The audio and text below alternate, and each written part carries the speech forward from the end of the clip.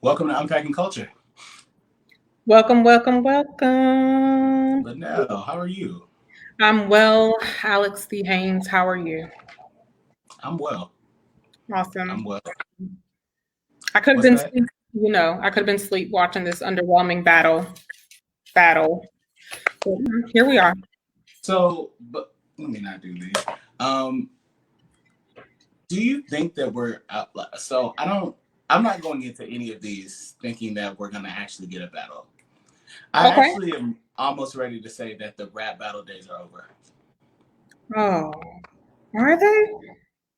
That I was mean, real I don't terrible. want to get. I don't want to go too far. I don't want to go too far deep into that without bringing in our guests, but I'm gonna state my argument for why I think it's probably over.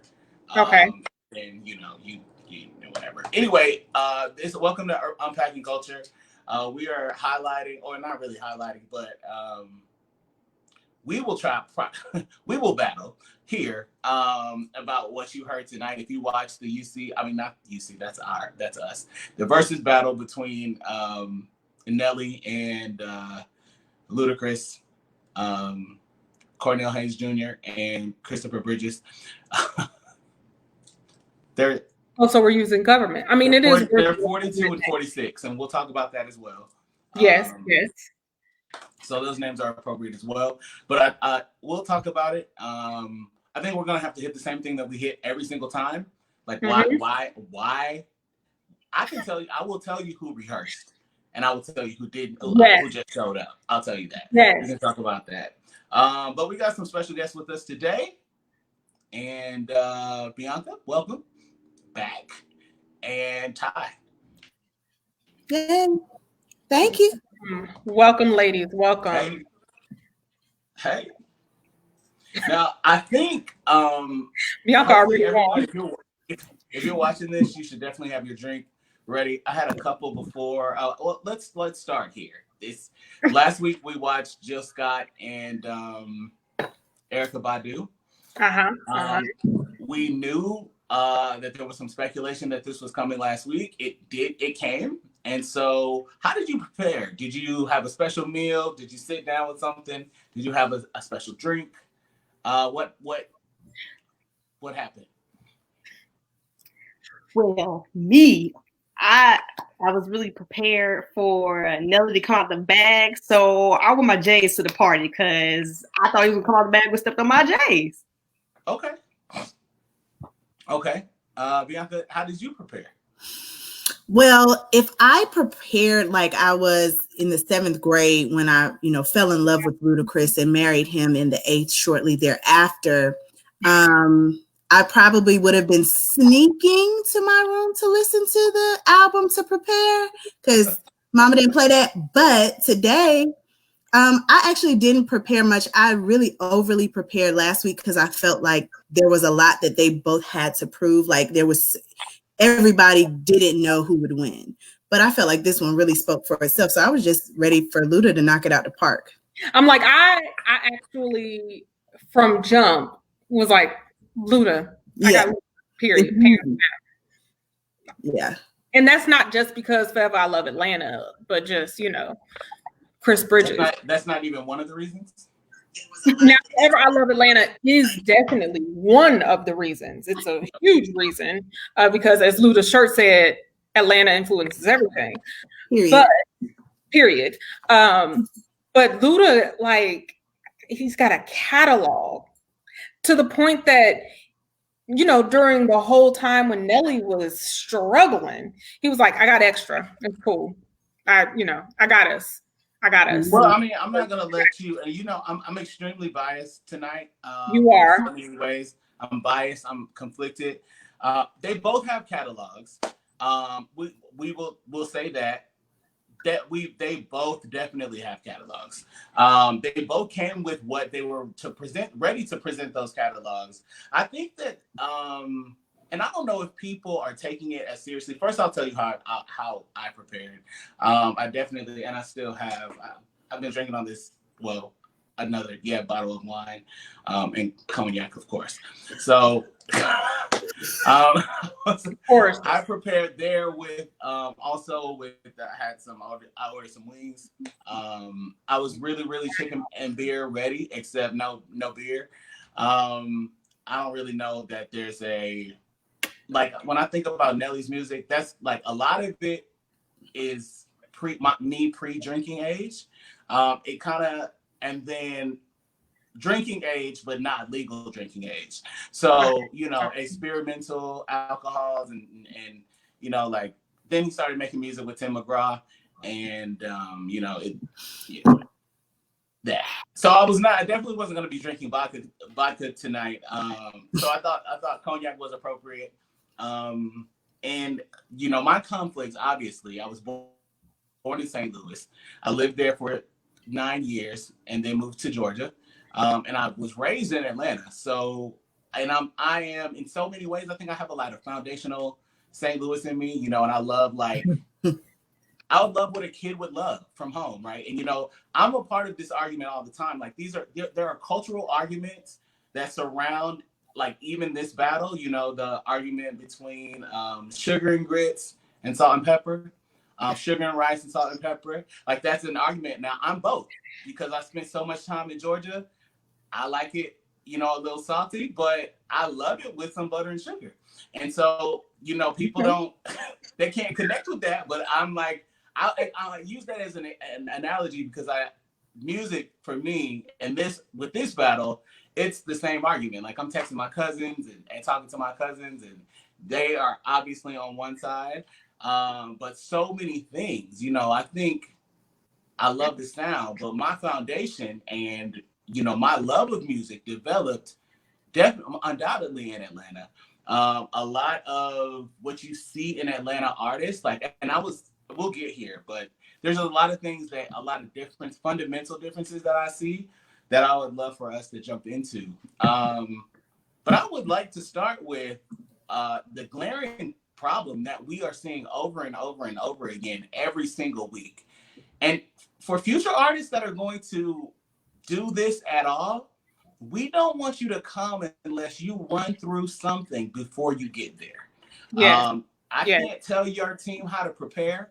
However, I can't tell you that, but I will tell you that if you if you're at home and this is a setup that you use regularly, you know what's going on. And I tweeted something out. It's totally, I know that you like people, you say that you're not technical, but all of us have had broadband for almost 20 years. So there's no reason for you not to know the fundamentals. And so when your internet service provider is offering you the lowest package and you're like, oh, it's all the same Wi-Fi, man, they lying to us. They just trying to get more money. It's not the same. It's not the same.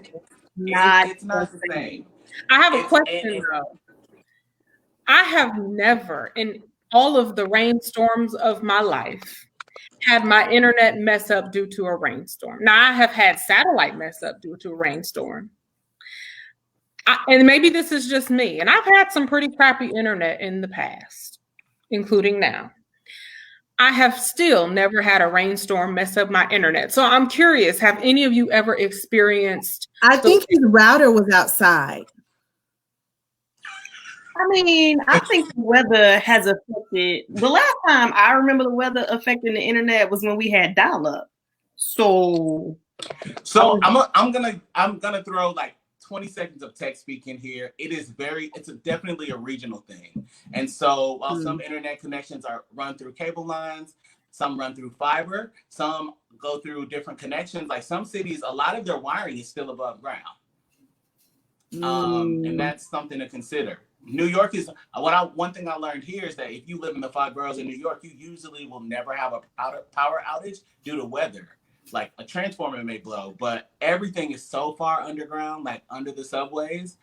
That's not even something I could lie to, you know, an employer and say, oh, the power went out, because they know it hasn't gone out for weather in 100 years. So apply that same like thinking to, but regardless, I really think this is a finance issue. And I think that you're paying like $40 a month for 100 megabytes or whatever, when you should at least minimum, you got a studio at home, you should at least at minimum like 300. You have multiple people.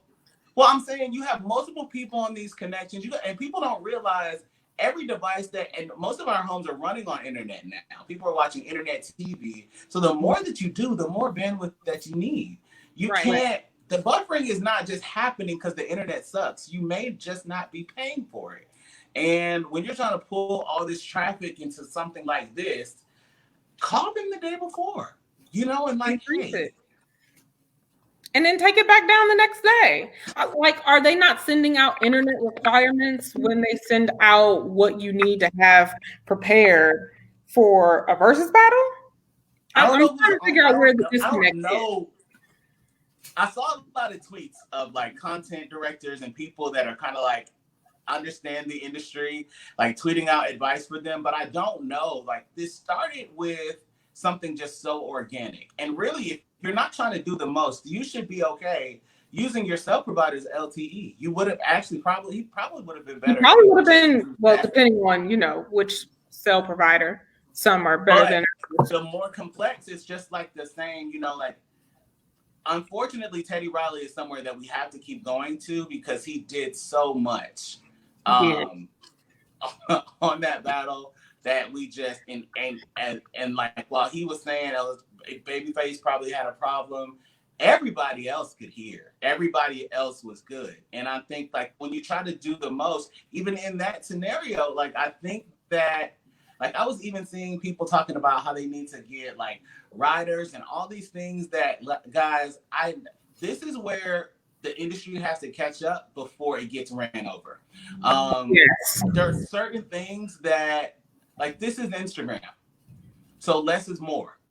But you need somebody to tell you less is more. Otherwise, you have your regular standard of how you like to perform, how you like to entertain, like certain checkbox requirements. I'm a perfectionist at heart. So in a lot of ways, I have those same, like, I'm not going to do something that just looks like trash. I just rather not, because in my mind, I can't get past it. And a lot of artists are that way as well. Well, I say a lot, but clearly, if we go back, we had the troubles with Nelly today. If I go to the gospel one, Hezekiah Walker, like I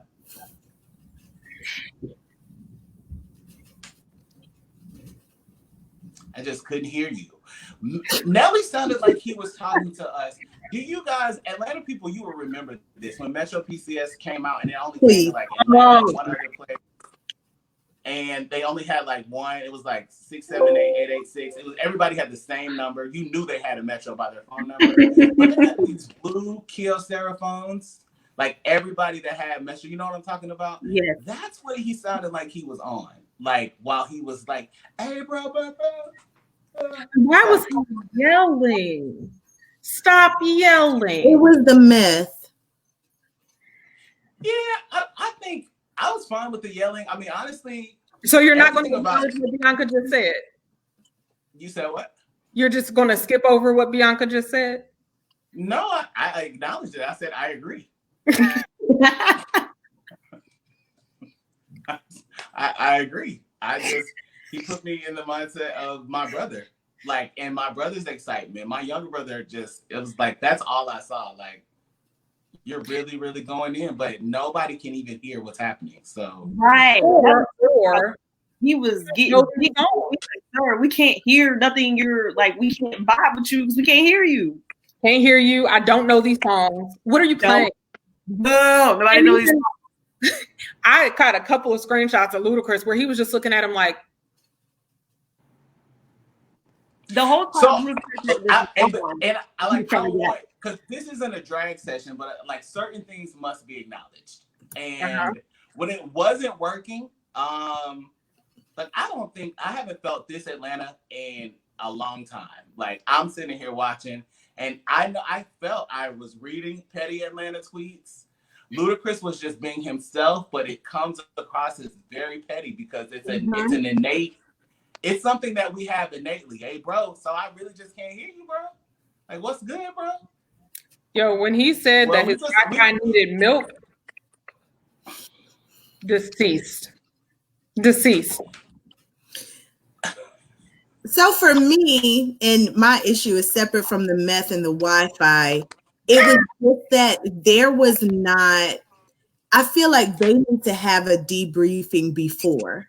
It's like what makes these battles so great is the energy that both artists bring to each other, and then they Undoubtedly. for the world to see. There was just not a Undoubtedly. marriage of energy at all.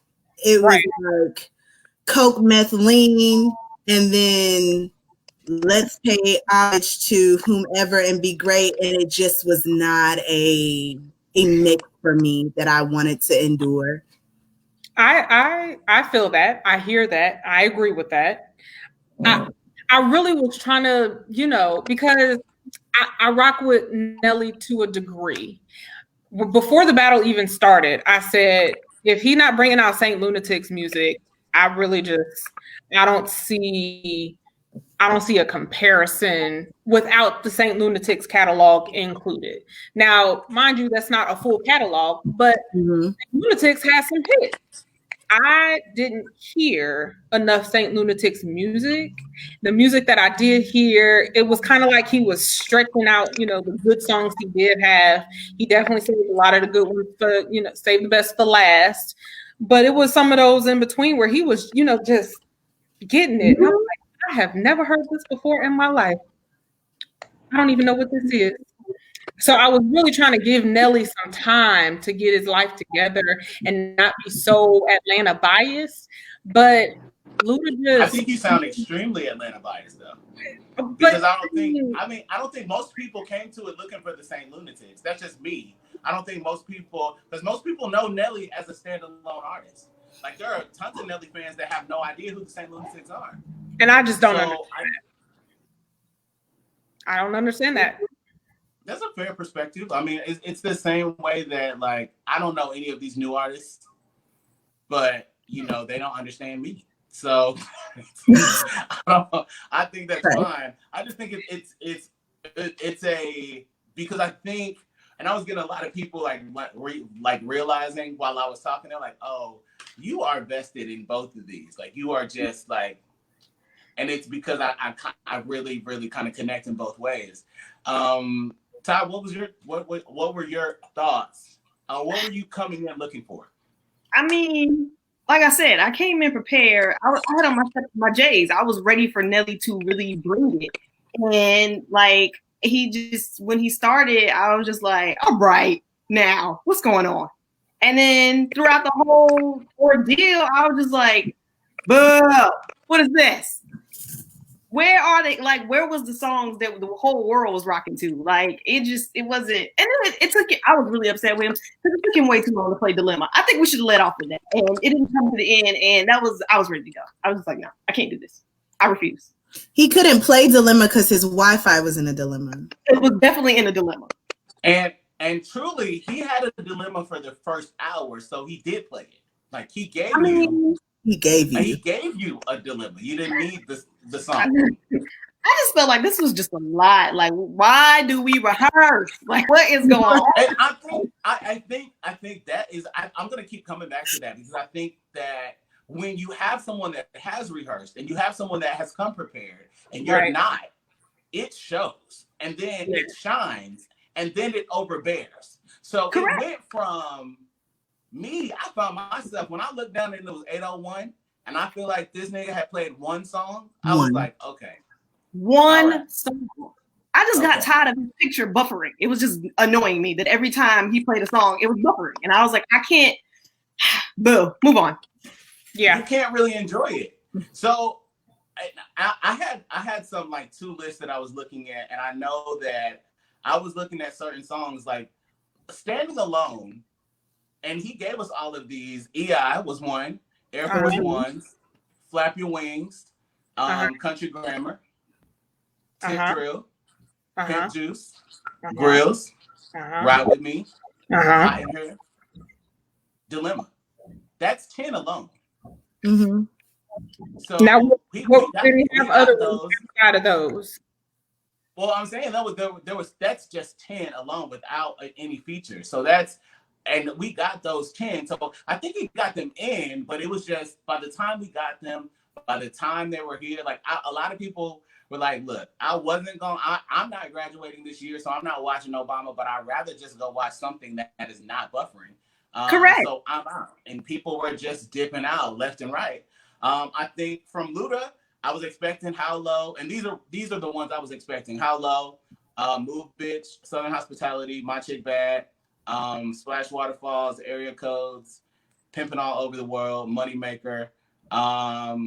I had on my maybe list Runaway Love because I didn't know if he was gonna drop that. So I was happy. I was actually happy to hear that. That was one of his songs that I think he did that kind of showed a lot of versatility. There was a huge message in that song. There was a huge message in the video. I don't know if you guys remember the video, but I just remember that song. And then of course I love Mary. So I was just like, that was dope. I was glad he did that. Get Back. So I saw what I came to see. I still wasn't pleased with what I came to see, though. I felt like I'm going into this fully understanding now that they want to just show love. So I'm good with that. Like I think that's where we are. I'll talk about why I don't think we're going to see rap battles again, but viable rap battles. So a lot of these like Tigger in the Basement rap battles. Yeah, I mean, like even a lot of the ciphers that come out on our quote unquote award shows, they just really don't. Yeah, no, I don't. I mean, I know it's a real thing, but that's not like a. I mean, that's not the same. That's not the same. Anyone under a certain age, if you don't know what Tigger in the Basement is, Google it. It's Tigger's World. But I just was telling Ty about Cedar like a week ago. Had to be a week ago. And nobody knows who that is at this point. I felt away. No, you mean none of them know. We know Cedar. We know Cedar. They don't know Cedar. They don't know. They don't. Moment of silence. So here's the thing. There was a comment. Ludacris, and of course, you know, I gotta highlight some of the BS. So Ludacris made a comment about bringing BET Uncut back. I'm not on board for that at all, for a couple of reasons. First of all, BET Uncut, like Tip Drill was on BET Uncut, you know, then BET Uncut would end, and then Pastor Kearney would come on, and then some BET gospel, like, you know, whatever. But BET Uncut today, Twitter rated G is already.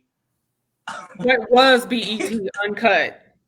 Yeah, Twitter rated G already surpasses what BET was. Like it was on Uncut because they couldn't play it, right? You know, during regular hours. And what you see on Twitter just by accident. Correct. At 9 o'clock. I just don't know that it would serve a purpose. Agreed. It's TV. BET Uncut is now TV. Did you all find yourselves hearing Nelly trying to vindicate himself over and over when it came to women and sexuality? It just seemed like he was really trying to drive that point home, and we're like, the damage has been done. Just play the music and just play the music and let's keep going. I honestly think I zoned out. Like after he wasn't addressing his connection issues, I don't care, bro. I just didn't understand why the music was playing, and then mid-song, it was a picture of him with an award. What are you doing? He felt like the underdog, and because Country Grammar went diamond, he was trying to just make sure that everyone knew that he belonged there. And although he may belong in rehab, Ludacris drove the point home. Right. Ludacris drove the point home that, like, Nelly, you have a place here. I think there are also some like deep-rooted like sellout issues that like they don't really come to the forefront. And I know that a lot of these artists started going where people were buying records, because we had a time period where record sales dropped. But of course, the Beige were still buying the records, you know, and they loved the records. And so once he crossed over and started making music with Tim McGraw, and he started doing his country music songs, of course, they were buying it up. They were asking him. They wanted him to come perform at hoedowns and harvest festivals at churches, and, you know, all of that. Nelly was doing it doing it big. And he set the stage. He allowed Flo Rida to come into the mix, and they started to make Becca music as well. And like we were talking about at the beginning, yeah, I can't do it because it was snatched away from us. It was taken from us, and it was like in the middle of me A-Town stomping at the end, all of a sudden, you know, I see Becca trying to do the bankhead bounce to yeah, and I'm like, I can't. I'm gonna let you have that. I'm gonna let you keep that. But I don't think he should. I don't think he should feel like he's sold out as much as like he went to where there was money, and there was still a lot of money coming in from record sales at that time, just not from us. And it was just certain things that we weren't gonna buy. But he set the stage for people like Flo Rida, and he set and there's people that like the Black community drags often. I'm like, these people are doing just fine. Flo Rida, Jason Derulo, these people, they just don't make music for you. They are making great music, selling out concerts, always booked, very paid. They're fine. And just because they're Black, the Black community has a certain view on it. Well, I don't get down with that music. I don't like it like that. And that can cause, I think, abandonment issues in them at times. Like, man, I'm here. I'm making this music. My people don't mess with me at all because myth. Like, simply put, and that's fine too. I'm done. It is what it is. I think so there was a cringing moment that Ludacris said that he loves R. Kelly unless yes. Yeah. Like, I like R. Kelly, but around my daughters I'm uncomfortable. I understand how R. Kelly keeps coming up in these battles because we talked about R. Kelly last week. I don't understand because we talked about it last week. That's what I'm saying. We talked about it last week too. Can we just let that go? Like, can we not? I really understand, and this is where I'm gonna say I was texting back and forth with a friend because she was just like, "Well, I saw everybody tweeting about that, but all of you are still there." And my response to her was, social outrage does not always equate to life application. And there are lots of people that we saw very upset with him. And they're upset with him also for pressure that they feel online. People understand R. Kelly is trash, but cancel culture kind of dominated everything. And people felt obligated to jump into that. And people felt like they had to say that they were canceling him as well while they're jumping into getting in the shower, bouncing to Sex in the Kitchen. And that's just where people are. So when it happened, of course, people tweeted their outrage, but they didn't leave and this is proof that they just weren't as mad as they said they were. They weren't as upset as they said they were. And when it came up last week, the praise goes to him. I mean, the fact of R. Kelly's musical genius is undeniable. It just really is. And it's also that much further amazing that he can't read. And he's that much of a musical genius. That is incredible. It's impeccable. So I think that artists, I think that's why it keeps coming up, because they admire the music, they admire the skill. They don't necessarily admire the man. I can move past it, but I wanted to bring it up just because we did see that outrage. People were just saying like, oh, I can't believe, but I'm gonna wait. So do you really not believe, or do you even really care? Now, wait a minute. I see a comment here that I've got to show because we got to talk about this. Jocelyn, I need you to put in the comments, his music really ain't that good. You can't be talking about Kales, because of course, separating the man from the accomplishments, I must say that Sex in the Kitchen, by the butter, and the biscuits, and the Trapped in the Closet was a whole series. That's not even going to the Chocolate Factory album. That whole album was a vibe.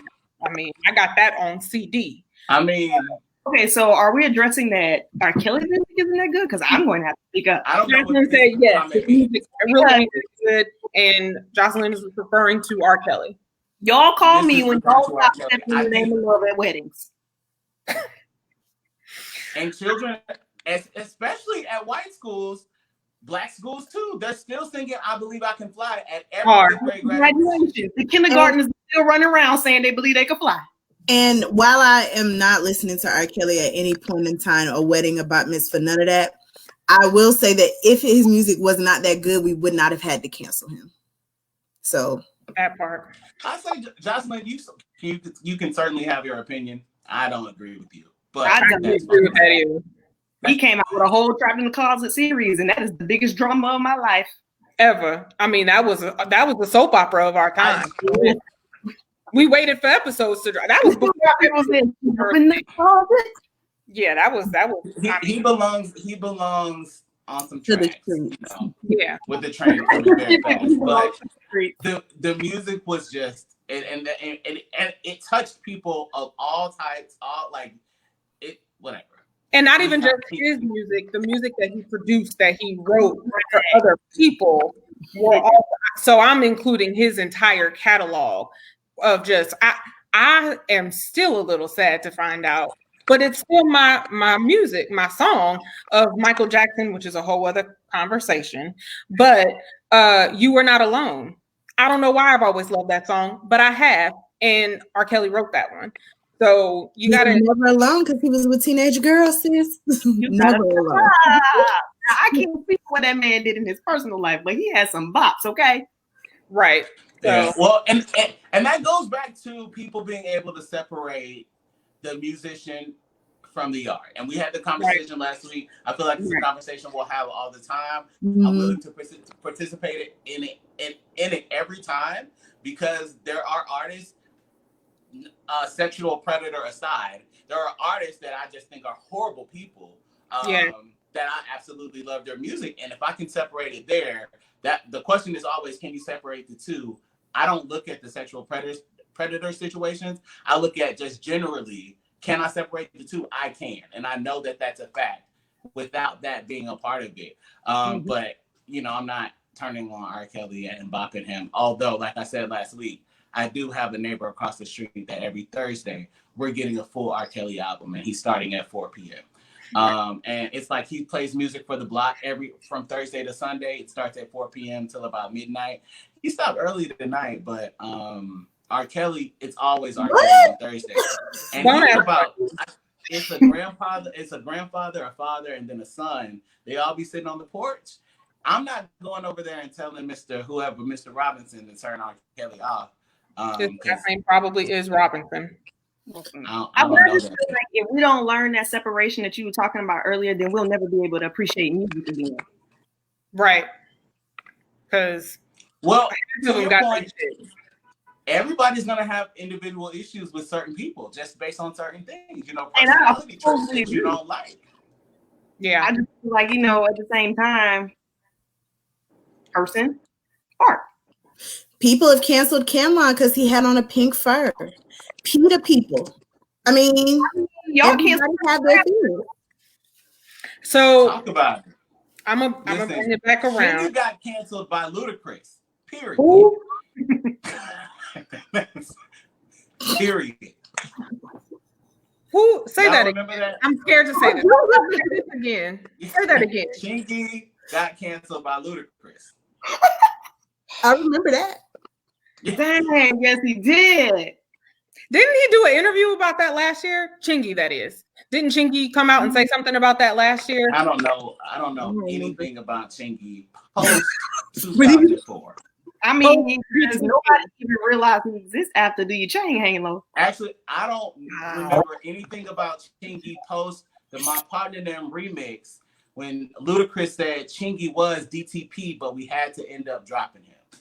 Whew. I remember that. You remember that? You hate to see it. See it. Yeah, I mean, It's always certain, and that's what I love about lyricists, because when everyone, Ratchet Atlantis, we knew what My Partner Them, but when you heard the remix, you didn't know what was coming in. I remember when I heard that, my eyes just was like, that is because that music lives on. Yeah. So to put something like that into a song, I'm like, That's wow. You know, and I was even feeling like people were like, they shouted out Carrie Hilson, and people canceled her. People canceled Carrie Hilson for much less than all of these other people have been canceled for. Yes. That said, I still love Carrie Hilson, and I always have. Absolutely. I don't want to tell those people that have so much hatred towards her. I'm not one of those people. But, you know, and I don't really want to talk about that situation because every time I do, I have to tell people the backstory, and they're like, wow, I didn't know that. But people, it's real. It's real. Let's talk about the actual event. I'm sorry, I can't call it a battle.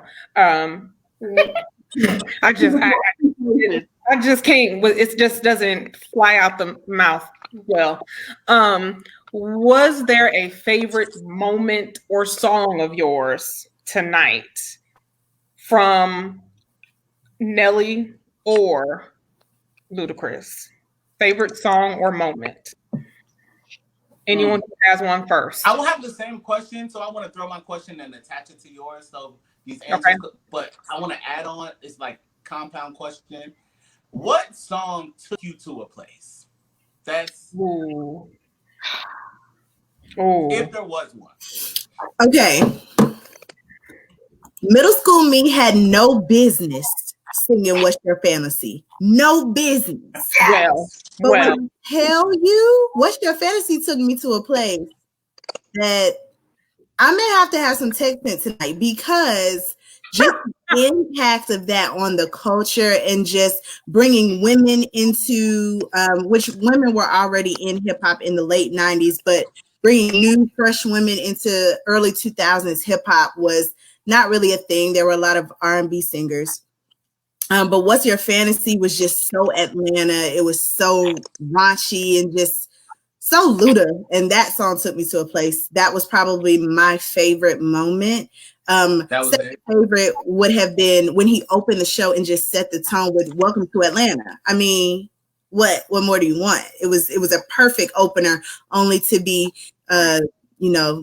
diffused by meth and bad Wi-Fi. What more? Welcome to Atlanta is such a like, I'm in Brooklyn and I'm like, welcome to Atlanta, and that it just is what it is, and it's a whole shift. It shifts atmospheres. I'm gonna say that.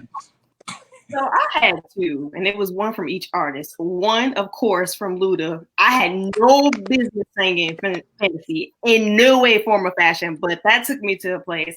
And then I actually have to give it up to Nelly because when he played Shake Your Tail Feather, I completely stopped what I was doing and literally shook my tail feather because that song is gonna always be a bop to me. Like, no matter where we go, that's gonna always be a bop. I can't wait till I have children so they can look at me like I'm crazy when that song comes on.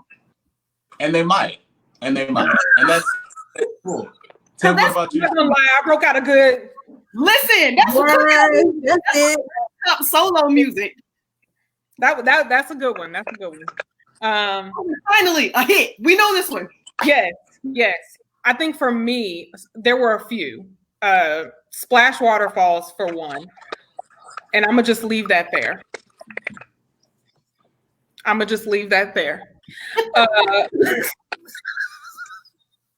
Were your waterfalls splashing? I said what I said. I'm just gonna leave that there. I immediately stopped and my head went down. I feel like it's a fair question because last week, we kept talking about Jill saying she smelled different. So that was on that Crown Royal on Ice. And we're not going to go back to that conversation because that is also a different type of vibe. I'm going to just say Splash Waterfalls is one. The other was when he played Sierra O. It took me back to graduation night for me. I still had my 1987 Honda Accord in some lame club parking lot, calling ourselves celebrating that we were graduating. And I crawled on top of my 1987 Honda Accord in true Sierra fashion.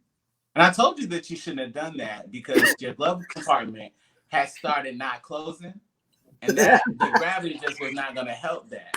Dang, when you have friends for too long, you tell pieces of stories. I was actually in the leaving car out. with you the day that you went to close the glove compartment and it came back down, and I was like, you know what? I don't think that's ever gonna close again.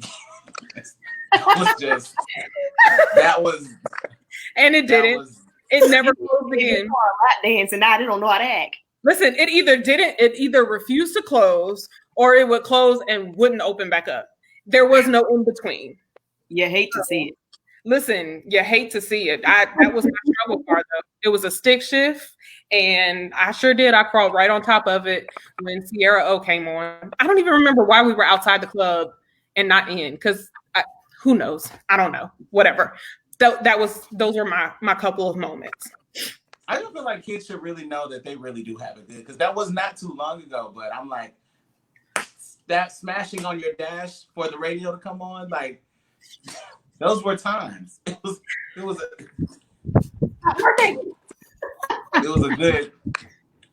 were times. Splash Waterfalls, definitely for me. I did inappropriate tweet, but that you was, did. Bianca and I tried to report you. It came out the year I got my license. So, I was just on the go. And that's like you. That's all I'll say on that. I think also though, Pimpin' All Over the World did something to me that I didn't expect, because I recall, like, we were at a time, like, Atlanta it's just magical. It's just a magical place. And so for me to go into the city and, broke as hell, while broke still, I'm not bothered like he's saying in the song, but I got my windows down and I'm riding down Peachtree, and it's just a memory of, like, dreaming about what life would be like and what life would be. And Pimpin' all Over the World definitely took me there. So I was like, that's the one I wasn't expecting. Ludacris is just phenomenal. And then with Nelly, I'll say I love Country Grammar. Flap Your Wings is funny to me, so I think it means something different just because, and Tiff can talk, she knows about this. I had a teacher that was very oddly shaped.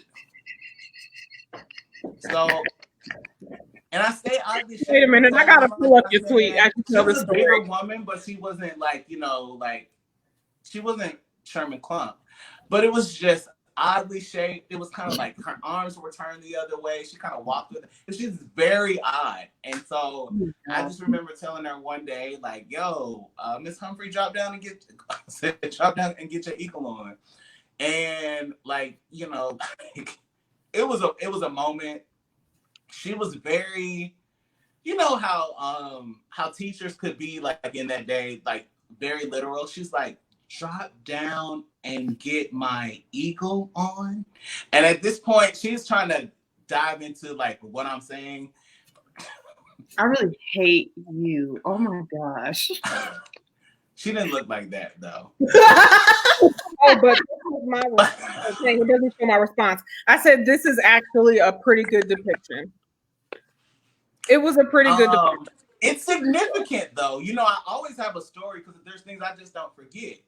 She's a memorable teacher, and I said that to her because there was one day, and we're not going to stop off for too long, but she took her pantyhose.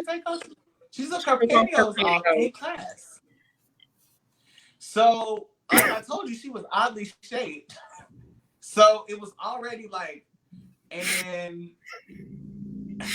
one day we'll have to just do a whole show on our high school stories, because every time it's a whole other show. She took those pantyhose off in class, and and someone asked her about it, like, how you just gonna? You know what she said? Fuck them kids. She didn't give a damn. Think about it. Her life was a struggle. She had dilemma after dilemma during. It was just like it's as an adult, you start to understand these things because she was going through things that we couldn't really relate to. Like, she had literally just got married before the year started. We met her with this name, and then a month later she's changing it. we're thinking that she got married. That's why she's changing it, but she's getting a divorce after a month.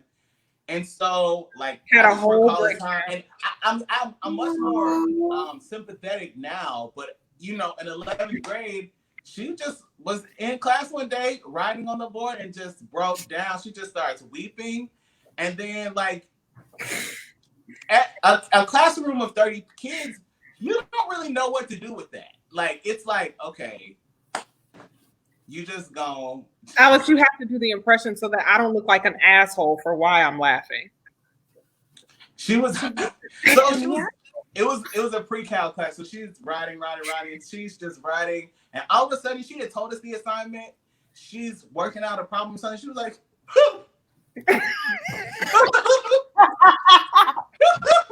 and then she just like, and I remember being stunned, like.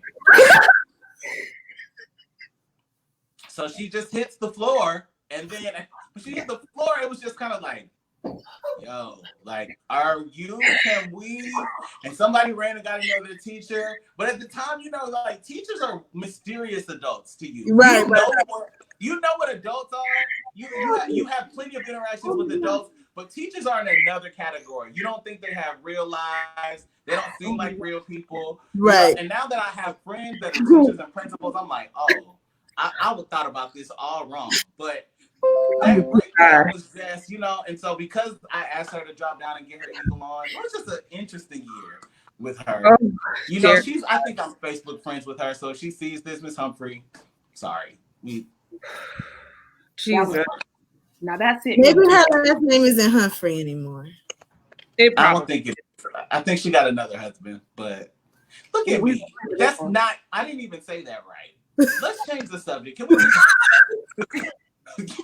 Like I said, we're going to have a whole other show on our high school stories, because every time we get started, all of our friends are like, y'all really have just stories for days, and it's really bad.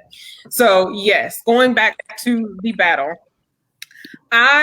we kind of did, but let's go through and see who we think the winner is for this particular versus. Bianca, who you got? Christopher Brian Bridges. Call the whole name. Ty, who you have? As much as it pains me to say, I'm gonna just have to give it to Luda. Ooh, okay.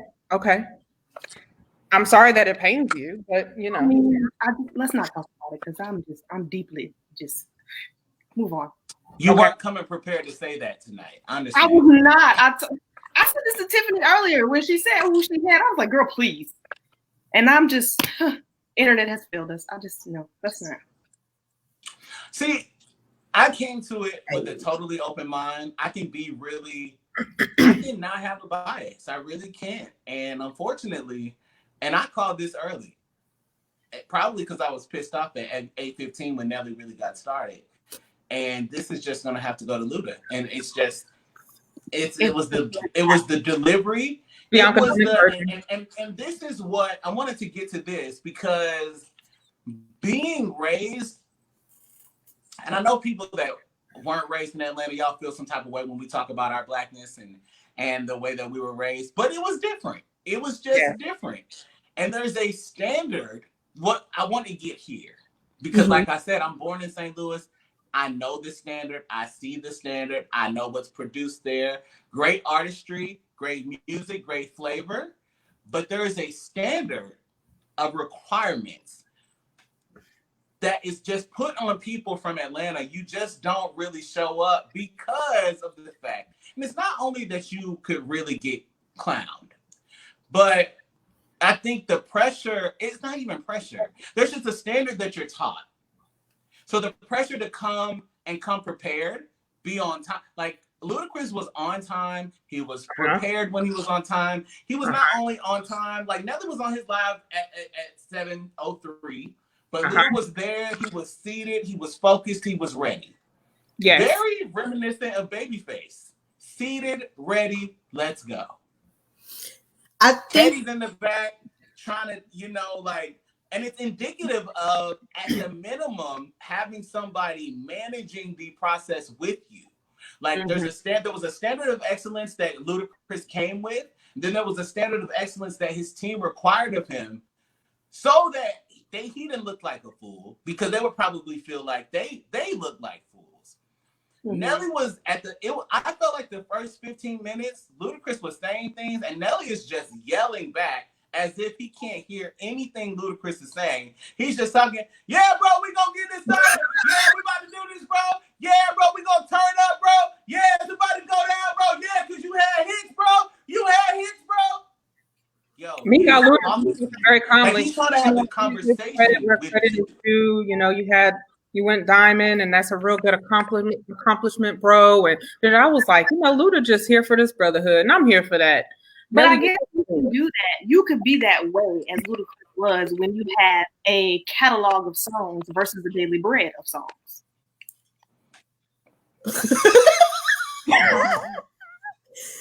Also, it's two things. So one is Luda's success is not solely tied to his music. He's a businessman. Yeah. So he's had experiences with people and in rooms that Nelly may own 15 Burger Kings. I don't know. But I know for a fact that Luda has probably White Castles, but I'm not gonna, whatever. Raising Cane's, something. Oh my God. All the hood places. I know, because meth. And I know that Luda has been at tables with where he has had to be prepared and be on and be ready, right? The other thing is, if we're really looking at the timeline of music in the early 2000s, Atlanta was running everything. Like that's and that's very, very accurate. Yeah. And to that point, Nelly goes diamond, but Atlanta's running everything. And going back to the Atlanta train, the fundamentals that I learned that you have to be comprehensive and you cannot be monolithic. One thing is not going to work for you. It's just not going to work. Mm-hmm. You're not going to be able to do one thing and that's going to be it. So while it may look like Atlanta people just hustling all the time, no, there's a real mindset and a mentality that goes with it based on what you see and what you saw. And what success is not sold to you as something you get it and you attain it and you do nothing. So Ludacris produces that. Like when you look at him comprehensively, he produces that, and it was almost as if he was insinuating, I want what I have for you. Like some of the things I have, you're worthy of. You need to get some of these things. Mm-hmm.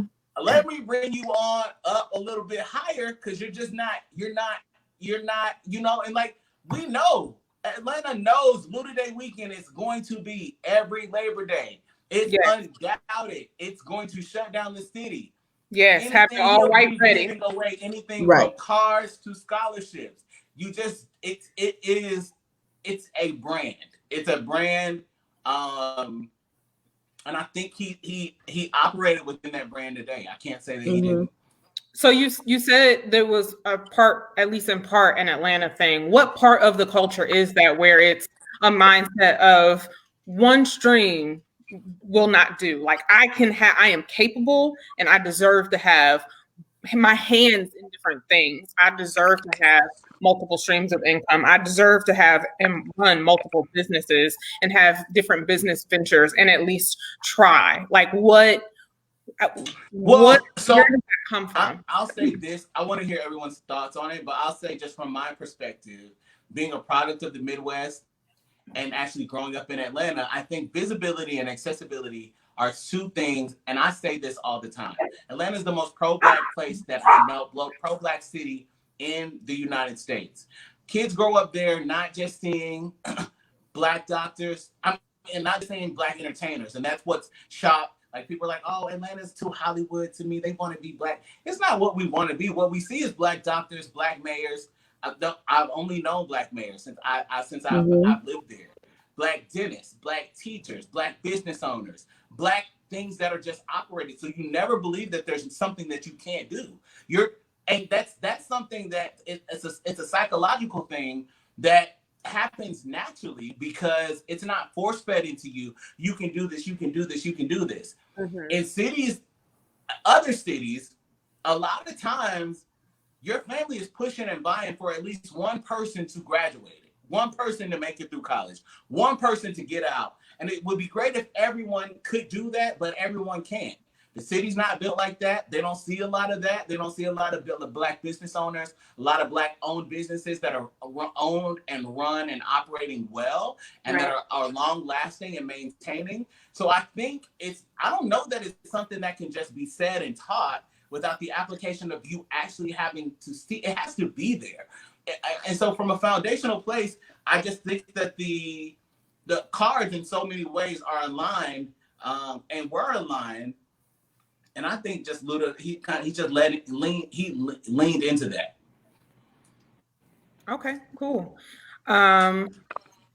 Who else? Bianca, Ty, I don't know which one of y'all want to go first. It really doesn't matter. I think it has a lot to do with upbringing and experience, because I think as our ancestors did a very good job of embodying this hustle mentality where they made us believe that we could do anything we set our minds to. So we weren't limited to just rap or singing, that we could do and have our name be represented in any place. So I won't necessarily say that it is a Southern thing, but I do hold true my values, because I was raised around a bunch of people who really knew that they could do whatever they wanted to do, however they wanted to do it at multiple times. So I think Luda has experienced people in his life teach him and say to him and also show him that you can do whatever it is you want to do at any point in life. Cool. Bianca, what do you think? I agree. Alex obviously took whatever I was going to say, because I think Atlanta people can become so spoiled with the idea that we do like this everywhere, because that's just how it has been. I was born in Tacoma, Washington, but I moved here when I was 4. My biological father is from here. I went to Clayton County Public Schools, went to Clark Atlanta University. There has never been a time where I did not see a Black person owning something, being in a position of leadership, having letters in front of and behind their name. And that alone is just like, this is the standard. They are not exceptions. This is how our city is run. And then additionally, I think that to Ty's point, community is very, very important, because you have people coming and teaching you, okay, so you've got this, that's great, it's not enough, but I'm going to show you how to do it. Right. Rather than it maybe in some places you want to be on top. You want to be the number one and the only one, when Atlanta recognizes there is more than enough to go around. Mm-hmm. So those are my points, but Alex said definitely everything. Yeah, I agree. I think that, a lot of us are transplants, especially in Atlanta. Atlanta is really a melting pot of transplants. And for me, moving here when I was 7, my mom moved us down here. She didn't technically know anyone. We got introduced into a group of dope Black women who are now my aunts. They've literally watched me grow up. And this group of dope Black women are attorneys. They've been chief district attorneys. They've gone up to be appointed into positions by President Obama. They are CEOs, vice presidents, presidents at major corporations. So it's never been ingrained in me that, oh, you do this one thing and that's it, ever. Right. And even in all of my crazy decisions, my mom, for God bless her, she has tried her best to just be like, okay, girl, whatever.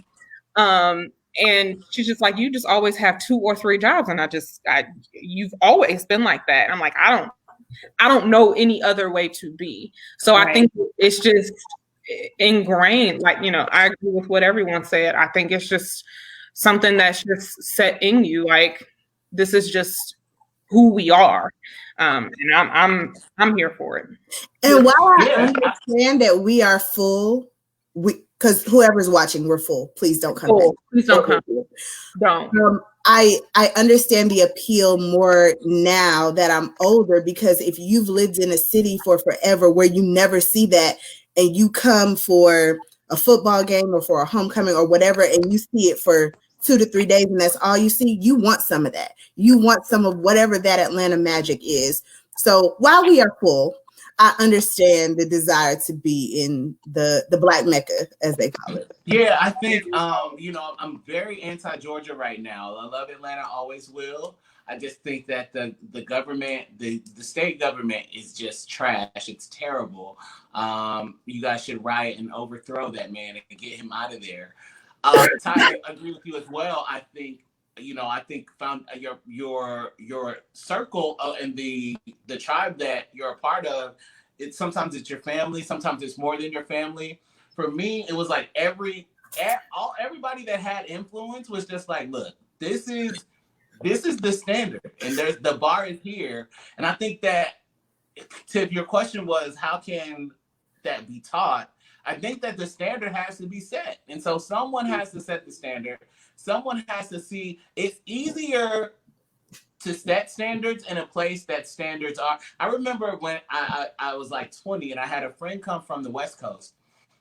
And he's like, he grew up in a really diverse, everything's diverse. He's like, everything is so Black. I was like, is it? Everything is like, it's just Black. And I'm like, yeah. And like you, Bianca, I see the appeal of it. Like, for people that have, I don't, like, just like Miss Humphrey wanted to say, fuck them kids. I saw a picture this today about, like when your kid, it was like a kid had scribbled all over someone's laptop. She's working from home. It's like, what do you do with this kid? I'm still in that place. See ya. But for those friends of mine that are like, we're trying to figure out where to start our family. Like, you starting a Black family, you need to take them to a Black place. We're only in so many places in this country. I agree. And so for you to, like, while everyone else, and I think it's interesting to find us jumping into these conversations, like everyone's talking about the cost of living. The cost of living in Montana may be affordable. Why would you raise a Black family there? What would you get out of that? It's what just, is Black? Your children wouldn't be able to participate in conversations like this. Don't do that. Mm-hmm. I will say, so a lot of people, I saw some comments here also that like people were saying Nelly was high. Yes.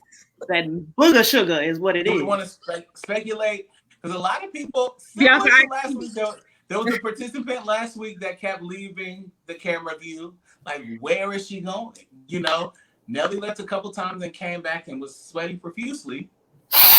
And he came back. There is an opioid epidemic. I work in public health. That baby needs help. Because, no, for real, she's right. Because Nelly was sweating 6 minutes in. We hadn't done nothing. So I didn't understand. Right. And he hadn't drank enough out of that red Solo cup. Snorting the mess. On the contrary, it could have just been very hot where he was.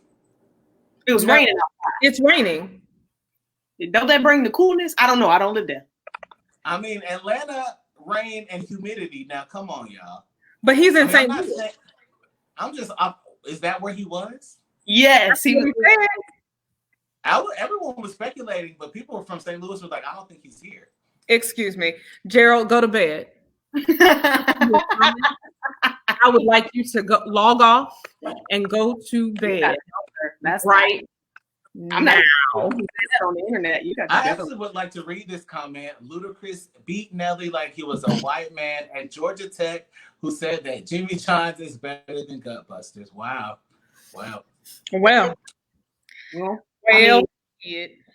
Graphic but accurate. I mean, first of all, I agree with Jocelyn. Jimmy John's could never. You could. There is a Gutbusters breakfast not far from where I live. Jimmy John's could never. Because why can I not tell you what I want on my sandwich? Why is it already? Can't. I'm sorry. I actually can't. I just can't do Gutbusters since my spelling days. It's near and dear to my heart. I'm not letting Gutbusters go ever. You just no. You have to go. I'm sorry. Bianca, we can see you. We can see you.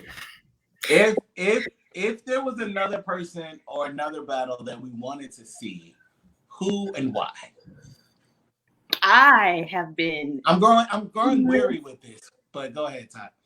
I've been tweeting this for days, and I really would hope that people would just listen to me. I would love to see Kendrick Lamar and J. Cole. I think that is a battle that is just, that's energy. That is energy. I think the world needs Agreed. to see Do they have, I would really only give them an hour. I don't think that we're ready for 3 hours with them. Oh, no. I don't think we could go over an hour with them. But I think the world needs to see music, real rap music. On that note, Bianca and Tiff, hold this. The reason I think that we're gonna have a problem seeing rap battles, and this is not to be disparaging at all. I know that there are a lot of people that will end up hearing this or watching this, and some of these new rappers are your favorite. You know, like they are your favorite. And I really don't have anything against the mumble rap genre at all. I'm not, whatever. Nice beats. I also implore you. I implore you to beautiful gal.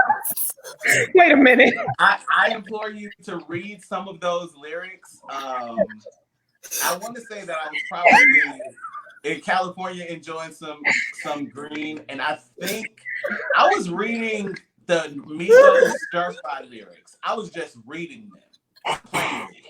And I don't know, I'm not gonna do that here because that would just end the show. If I just started reading the lyrics like as is, but I'm sorry, that nice beat. That nice beat. The way because you cannot slide past that like you didn't say what you did.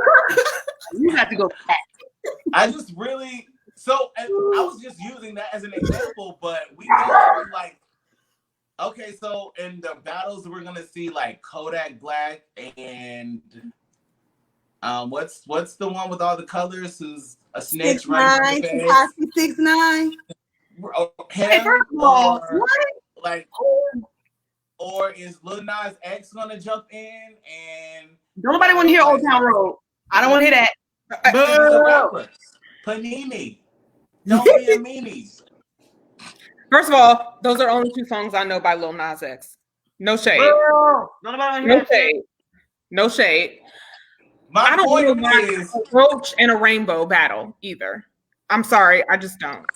Okay, back up. Did you say a roach and a rainbow? My thing is you can pick them all apart. If you definitely grasshopper tendencies. Well, if you and I didn't even want to do this because I didn't want to drive this point home. But in the days of battles, and even like with the battles with the music, Dance with My Dogs in the Nighttime, Roof. Trap nigga with the chickens like Popeyes. Money changing colors like tie-dye. I'm just trying to get it. I ain't trying to die. Oh my God. Dancing with My Dogs in the Nighttime. Roof.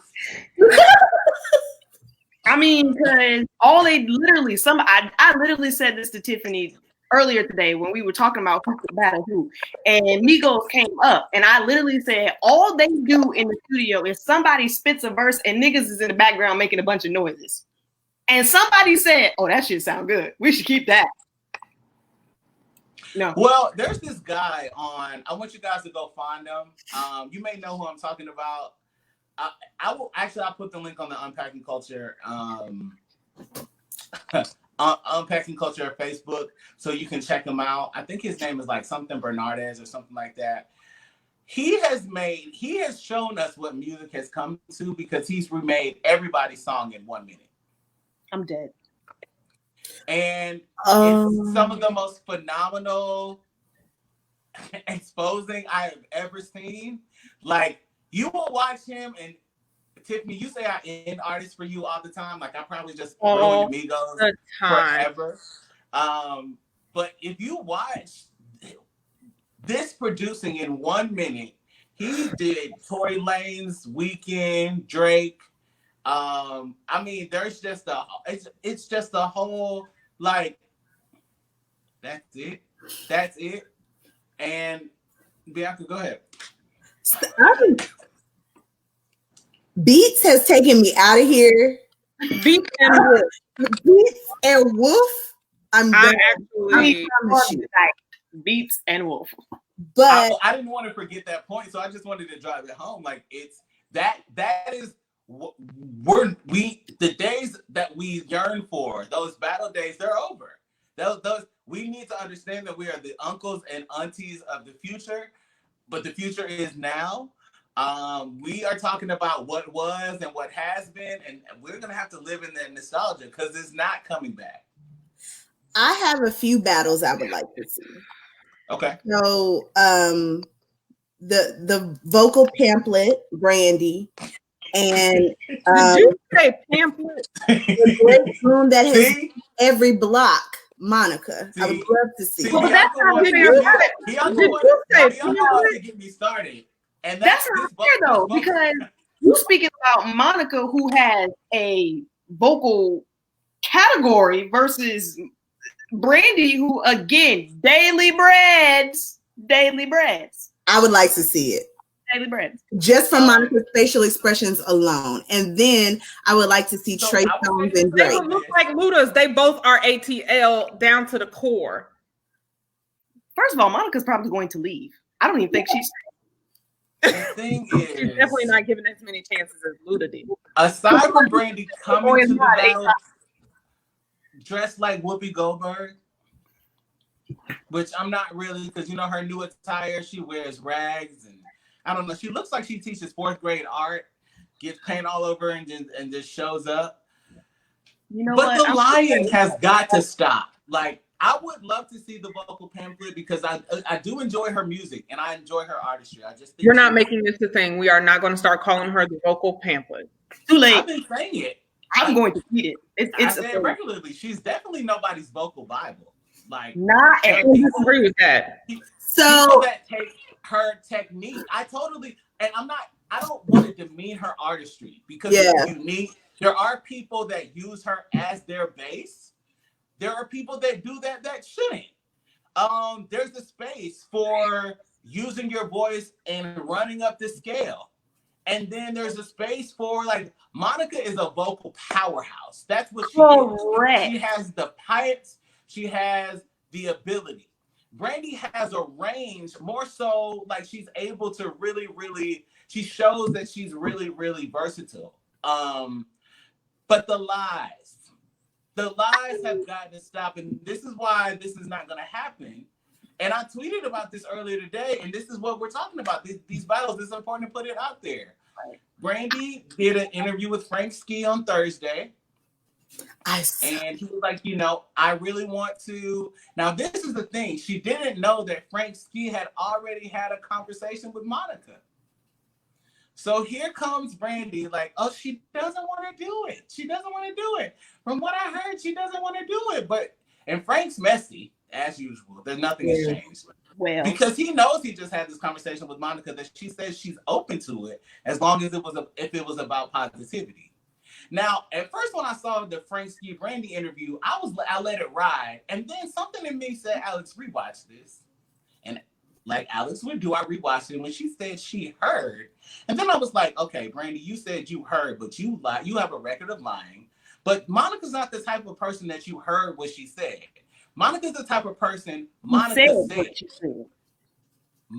said. And so when I heard she said that she heard, I just retweeted it. Like, my first tweet said, oh, this is interesting. Monica probably shouldn't do this. Because every time they do something together, Brandy has 2 years of trauma afterwards. She relapses to when Monica knocked her out, and she's just over it for 2 years. And we see her exploding overly. And I'm like, Monica probably just doesn't want to go through that with her again. But when I retweeted it, because I caught the herd, people came with receipts. So the next thing you know, my mentions, and you can go search my mentions and you'll see it yourself. People gave me the Frank Ski interview. And it's like, Brandy, I just want you to stop lying. I just really want you to stop lying. And I think, for your fans, this is the problem with I've determined the problem with fans, not fans, stans, is usually they can't see past the fact that they're a fan of this person. Like Right. the person is an actual person. They may make errors. They may not be completely truthful. And that's fine that they can't see that, but it's kind of spilled into the society we live in. People think news is fake if they don't agree with it. And that's just not how any of this works. You can't make up your own facts. There's no such alternative facts are lies. Correct. And news that you don't like is just something you don't like or don't agree with. That doesn't mean that it's fake. So that's it. I would love to see that battle. I really would. I really would love, because then Monica, I just would love, because Brandy, the thing with Brandy, we're going to get a lot of great hits and songs that we remember, a lot of nostalgia, but it's going to be a lot of songs that sound the same. She uses a lot of the same tonality, a lot of the same runs.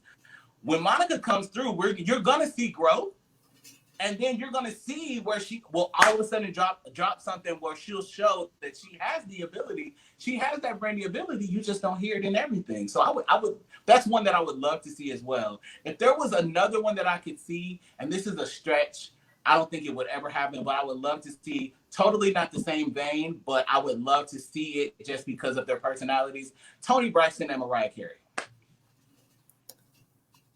I don't want to be there. I don't want to hear Mariah scream. I'm scared. Terrified. Yeah. Terrified. Tony is not. I thought that Tony is not with the shit for the last 2 battles ago. No, Tony's not with the shit, and Mariah is very petty. So it could turn into a very ridiculous session. But if they were just talking about like where they think about how you grew up with both of them. Yeah. You know? And if you listen to either one, they both take you to a certain place. I would love to see that. I mean, if we could go to number ones or Rainbow Mariah, then sure. But if we doing anything post Shake It Off, I don't hear it. Yeah, no. What about Drake and Trey Songz? I'm not and Chris Brown. I don't know about Drake and Trey and no, maybe Trey and Chris. I don't know about Drake and Chris. There's no comparison between Trey and Chris.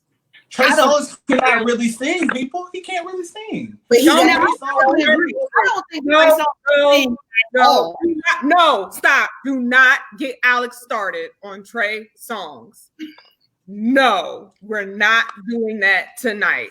I would just say, Alex, I completely agree. I don't think Trey can sing. That's just me. That's all I got. I just think that if you know comedians and you know people that are really good at imitations, people that can imitate people, they can become singers because they sound like somebody. If you look at Trey's old catalog, if you actually listen to the music, Trey Songz sounds like a Toni Braxton, R. Kelly love child. Period. Thank you. I said what I said. I said do not get him started on Trey Songz. I said what I said. I had a reason to say. I heard you say it. I said what I said. I'm just so glad we've had this time together, but I'm gonna have to head out on that. You gotta listen to me. I said don't get him started. So if you really listen to Trey, you don't hear Toni Braxton come right through and then R. Kelly right on top of it. Like really, can't help but wait. You know what? Because I really see you. I can't believe it. So I'm gonna have to hear it. Because we have to hear this. I think the world should hear this.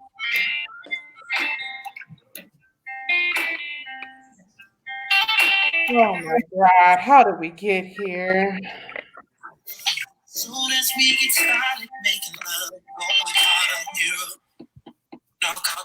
knocking on. Turn it off before Facebook cuts us off. I'm not doing this tonight. I have someone, but I don't know who to against. I'm moving on because I can't. Ty, you gotta fix your face. Because I can't. Alex, I can never listen to that song anymore because wow. Listen, I tried to tell you he will ruin artists for you. You were warned. That's on you. I have someone. I'm not sure who he will go against, so maybe y'all can help me with this. Jasmine Sullivan. Who's she gonna go against? Who is she gonna go against? No. I don't know. She's not going. She's not what? She's not going. I don't know who. I don't know who she would She doesn't have 20 rounds in her. She has 20 rounds for people who listen to her music. Now that's true. That's true. That's true. I agree. That's Now true. I don't know who Fantasia go, but I don't know who she would go against. Ooh, Tasia. Fantasia and who? I don't know because that's unmatched. Ooh. Oh, no. Faith Evans and Mary. No, not Mary. Mary J. Blige. Evans and Mary. Wow. Now that's a battle. I can see that. That's a battle. I think that would be the one. And Mary's catalog is definitely much larger. However, they have enough to go for 2-3 hours together. I agree. That Now, I want someone else running the technology for both of them if we're gonna do that. Yeah, I don't want Mary in the camera like. You know, as soon as Diddy finds out that she's doing a versus battle, he's all over it. So all in the video. I mean, he's doing it all. Go sit your ass down. Somebody said J-Lo versus Ashanti. I'm good. I actually see that, and neither. Well, here's the thing. Okay, so I used to say that Ashanti can't sing, but Ashanti actually paved the way. And this is me. I'm somebody that's backtracked on like 10 years of me, you know, really, really getting on Ashanti and her sideburns for a long time. I just really was not here for it for a long time. And you know, there's lots of myths that came up through music, you know, but if you go back and listen to Ashanti, she actually was doing the thing. There was she was on live with Fat Joe this week. I don't know if you guys saw that, and he admitted to her that Irv Gotti and Ja Rule wanted to take her off of What's Love and put J-Lo on it because they wanted to reach the Latina community with it. And Ashanti was like, whoa, I never knew that. I could see Faith and Mary. I think that would be really dope. I think that'd be Yeah, that would be fire. So Gerald says, Fantasia. are you talking about Cassette Mitchell? No. She's Jasmine Sullivan and Cassette Mitchell. in theory, that's a great battle. In theory. Yeah. That's a great battle. Jasmine just doesn't have the range for hits, and Cassette was canceled. I have 2.2 people on it. Yeah, no. No. I'm not coming to see Cassette sing anything, and that's I'm not that coming is in. just Not a it's thing. not gonna happen. Should have had that epiphany before she went to sing 45. Right. No, I'm sorry. I'm not here for Cassette Mitchell at all. No, nobody want to hear that. No. So what about groups? So somebody said 112 versus Jagged Edge, but 112 is literally beefing. So it would be like the half of 112 they could get versus Jagged Edge, and then we have SWV and Escape. We have Outkast versus ain't nobody touching Outkast. I'm sorry. Nobody touching Outkast. I was waiting to see who you were going to put against Outkast. Nobody's going against Outkast. I mean, Drew Hill and who? Nobody. Because Drew Hill is my favorite male group of all time. Listen, this is not likely at all, but it really, to me, would have to be Cisco and Fantasia. That's a lot. No.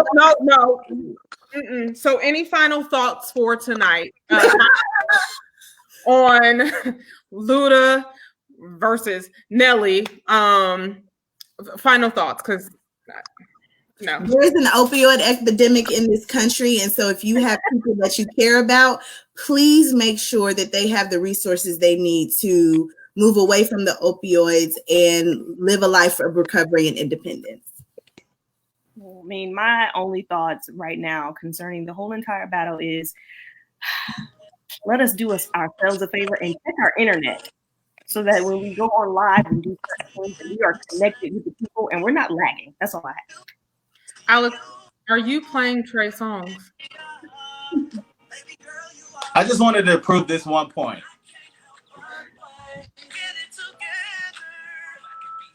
Watch. See, believe it. That's his mama. Wow. Tony is his mama. I'm gonna leave you guys with this just to further that point. Trey Songz at the beginning of his career actually did an answer. So it's not really listening to R. Kelly. He did a response to Trapped in the Closet. He did what he called the husband version. Oh, look at, I'm opening eyes. You can go out there. You're not going to believe that if you want me to send it to you, if you can't find it, Please. I have it. Please. I'm not I'm gonna play it. I believe that Trey Songz was the one that pissed R. Kelly off to make him do 30 versions of it. Please. Because Trey Songz released it. It sounded the exact same. It started playing on Chicago radio, and R. Kelly got pissed.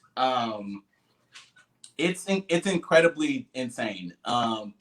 But go do that research for you. For those of you that really love Trey Songz, he's just really not a singer. He's someone that imitates music really well. Other than that, I can't wait for the next one. I don't know what the next versus battle is going to be, but of course we'll unpack it the same way. There's so many interesting things that come out of it all.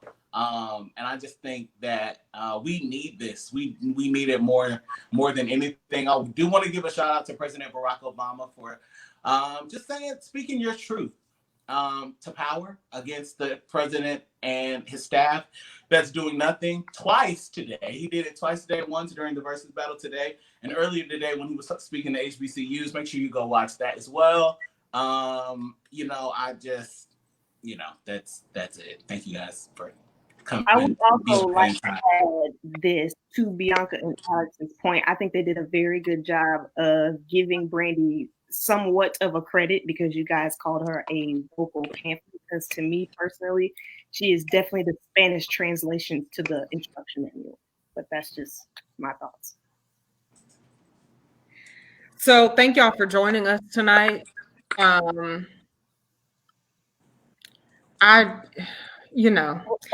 If there's another battle, we may do another one of these. Maybe we'll get some. I don't know.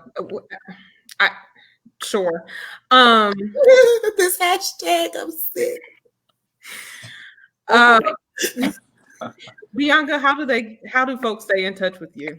I am Bianca Danae on Facebook as listed, and then Lovely Melody on Instagram and Twitter. Awesome. Thank you. And Ty, how do folks stay in touch with you? I am Tariana Harris on Facebook and txyx.n on Instagram.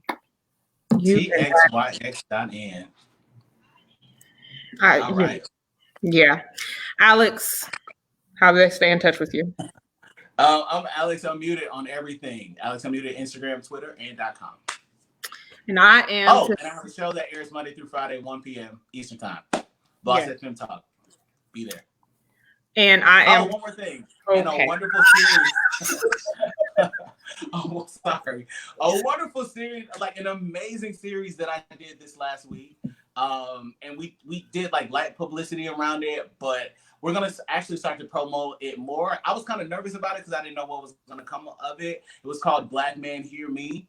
And for 5 days, I spoke to Black men from all over the place. But the goal of the series was to get their perspectives, thoughts, and emotions. And Black men don't usually have the space to express those. So I had some really candid conversations with them. If you want to view any of those, they're all available right now in the Boss FM app. So if you download it from your app store, click shows, Unmuted Nation. You can click watch and you can watch all 5 days.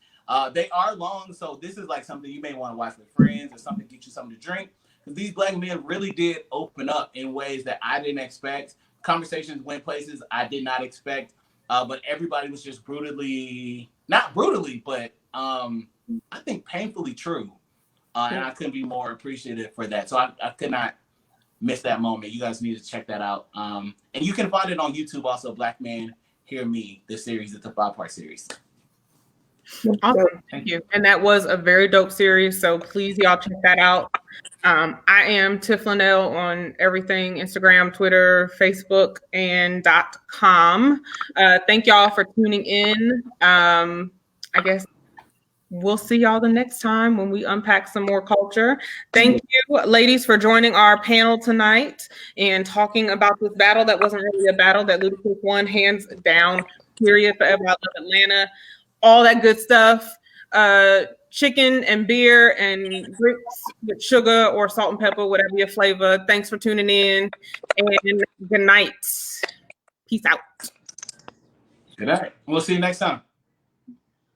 Bye. Bye.